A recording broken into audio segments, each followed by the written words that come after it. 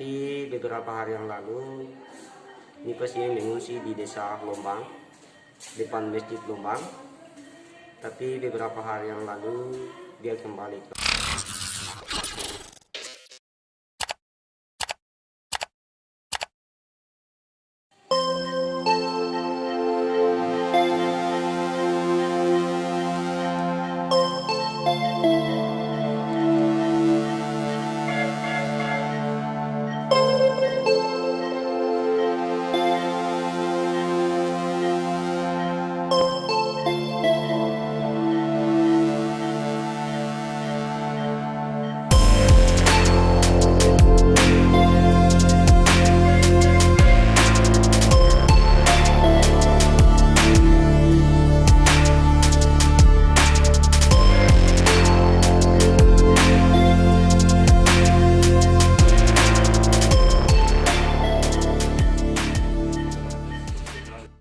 Pak, ini gimana?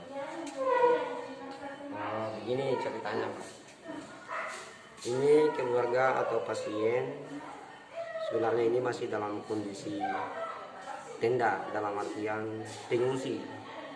Tapi beberapa hari yang lalu ini pasien mengungsi di desa Lombang, depan masjid Lombang. Tapi beberapa hari yang lalu dia kembali ke rumahnya untuk